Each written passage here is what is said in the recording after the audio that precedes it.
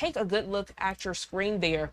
We are learning from officials this Thursday morning, U.S. long-range B-2 stealth bombers launched airstrikes early this Thursday morning, targeting underground bunkers used by Yemen's Houthi rebels. It has yet become immediately clear what damage has been done from these strikes. Joining us live this morning to further discuss this breaking news alert is Gerard Filitti, Senior Counsel with the Lawfare Project. Gerard, good morning to you. Always a pleasure speaking with you.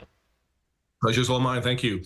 So for many, this news was very alarming because when we think of the Yemen Houthi rebels, we think of that video I just showed you out there along the Red Sea, where they've been continuously attacking those aid ships, also those ships that are used to transport goods and services. But now we are hearing they have these underground bunkers, which for many people takes them to think of Hezbollah and Hamas, as we've seen them use those underground tunnels in real time. Could you catch us up, please? The Houthis are absolutely like Hezbollah and Hamas. They're a terrorist group that is funded and trained and backed by Iran. So you see the same technology, you see the same methodology, the same use of reinforced tunnels, and the same strategies used to target civilian infrastructure, whether it's in Israel or whether it's shipping in the Red Sea going through the Suez Canal. This is not to be understood as a simple group that is a terrorist group, but this is a very large, nationally backed terrorist organization that has taken over the entirety of Yemen practically at the direction and with the help of Iran.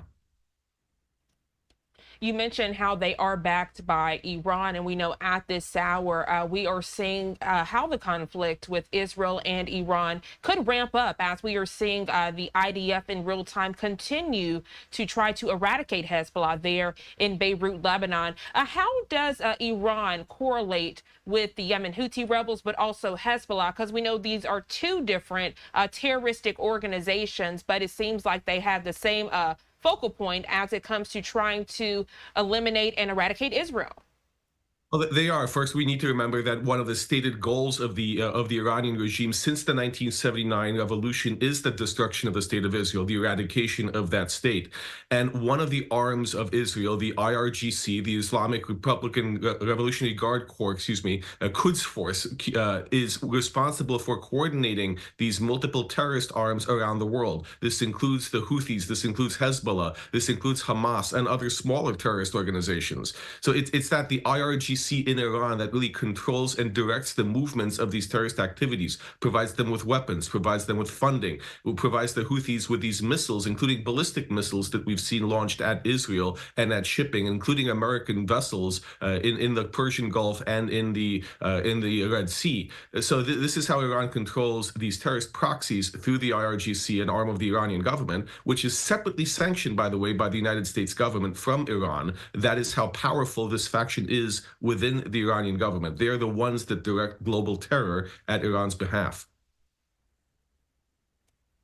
Gerard, if we look back in time, and I'm asking you this question because I know you're the expert when it comes to things related to law, but we know that the International Criminal Court, they did issue those sanctions against Israel, and they were saying Israel was not acting properly against the Palestinian people and against Hamas as it relates to October 7th. But many people wanting to know if the ICC will have that same stronghold, for lack of better words, against the Yemen Houti rebels, against Hezbollah, against Hamas, because we see the fighting that they are doing in real time.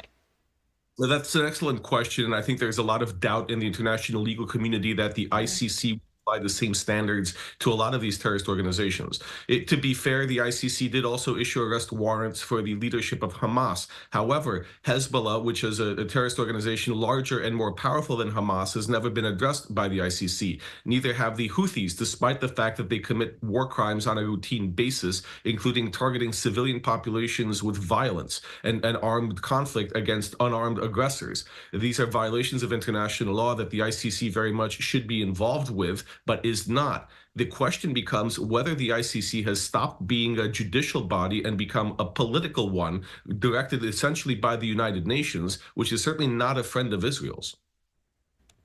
Look, Gerard, you read my mind, because that's where I was headed with this question. You mentioned how it's becoming highly politicized.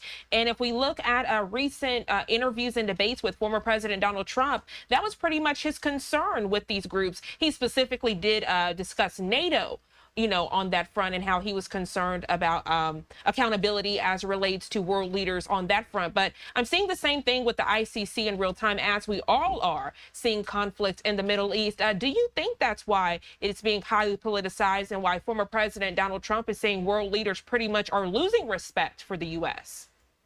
One of the reasons why global leaders are losing respect for the U.S. is that we prevaricate. We can't make up our minds which way to go. Donald Trump, for example, was very strong in his opposition to the International Criminal Court, and even sanctioned its members from traveling to the United States or having bank accounts here. Why? Because the ICC was targeting American service members who served in Afghanistan. They were accused of war crimes, and this is not something within the purview of the ICC, because it does not have jurisdiction over America. Just like, incidentally, it does not have jurisdiction over Israel. So there's a lot of concern when we have an organization like the ICC that is trying to get justice in a place that it has no business being involved, affecting America and our allies. But some administrations, including the Biden administration, have been a little bit weaker when it comes to these ICC pronouncements and standing against them. This isn't just an issue of standing with our allies. This is an issue that affects U.S. and the conduct of our national security when it comes to our actions overseas.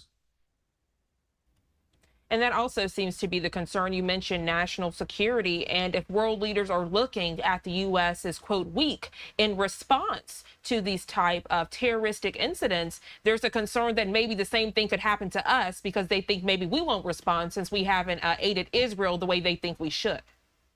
And that's exactly the issue. The issue is that we need to stand by our allies, whether it's Israel or Taiwan, or defense agreements that we have around the world. And when world leaders see that we are prevaricating, when they see that we threaten to withhold arms shipments to our allies, when they see that we're applying double standards to how they conduct defensive wars that we would not ourselves engage in. For example, could you imagine the United States holding back if missiles were launched at us on a daily basis? That's laughable, but we're demanding that. The Biden administration is demanding that of Israel.